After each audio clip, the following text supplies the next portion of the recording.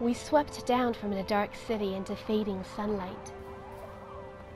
The kites dropped me, and I began a breathtaking plunge down. This was the capital of our people, I remembered. It was the city of the setting sun. I plunged past archways, through courtyards and boulevards, and along the walkways of the gods. I fell through waterfalls of sand. The songs of the kites were all around me. They were playful in a way I hadn't seen since before their imprisonment.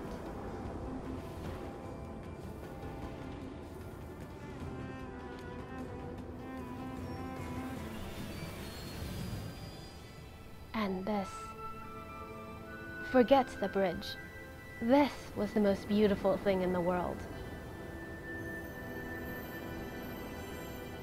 We were in the shadows of the ranges, yet there was light everywhere. It filled the corners of the courtyard with colorful shades and glistened off of every speck of sand. The lights whispered and coaxed. The kites were at home here, despite the few trapped in serpent cages. The war reached deep into the heart of our civilization. Yet even in ruins, this city was magnificent.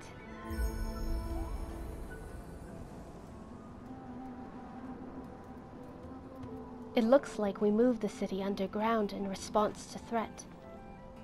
That wasn't unusual for people living in the shadows of the Mountain Mother. We were used to twilight moments and shades of gray. What was strange was that we built down instead of up. Maybe we had finally learned our lessons about imitating gods. Obviously not enough of a lesson if we still kept ribbon creatures imprisoned.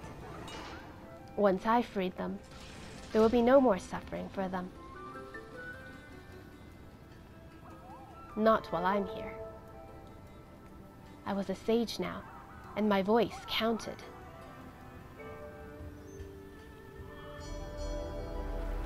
The ribbons bore me up to the precipice before the final plunge.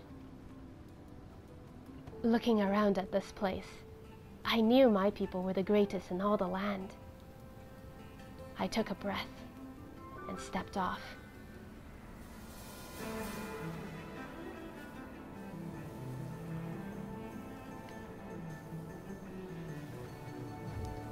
The sands were the color of my dreams, licking into the corners and alleys, prowling through the city. And because it was a warm summer night, they curled about the archways and pillars and fell asleep.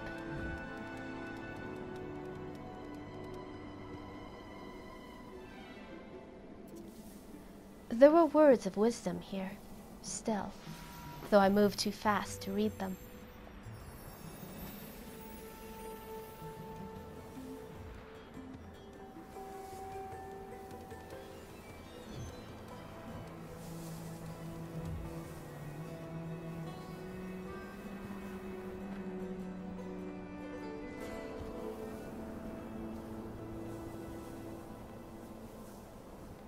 In the absence of light, the Mountain Mother took on a breathless sort of grace.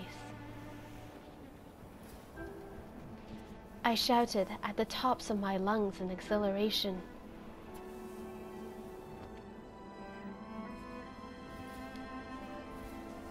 This was why the Mother was also known as the Goddess of Beauty.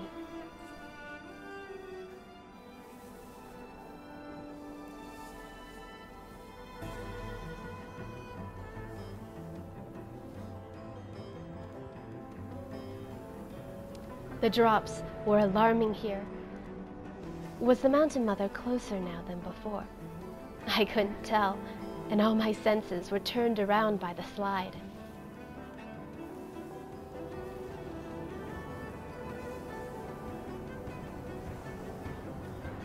And as the day handed reins to the night,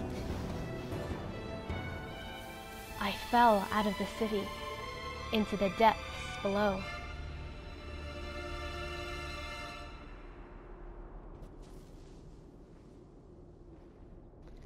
Whew. My heart wouldn't stop pounding, and after the city of gold, my eyes could hardly adjust to the darkness. My people should really put lanterns here. I bet people could hardly see this glyph in the corner that showed ribbons tearing. Well, that's macabre and unnecessary. Probably some sort of dark humor I didn't understand. We would never hurt the ribbon creatures. They were our partners, our sources of life and magic. Still, it was hard to be upset after the adrenaline from the fall.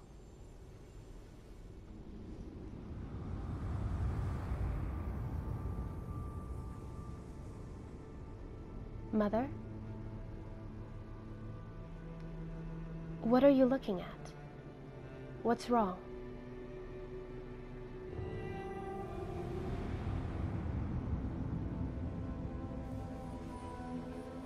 Mother, what am I seeing? The ribbons and magic faded. We fought each other for them. The less magic was left, the more we used, the more we fought, until we created the serpents. They weren't inventions of another time or aliens from the skies. This was us. We made these creatures, and we killed each other with them.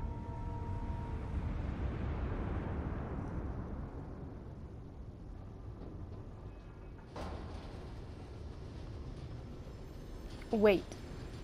Mother, you can't show me these things and leave. I deserve more of an explanation than that. Mother? No. No, I'm not leaving until you explain.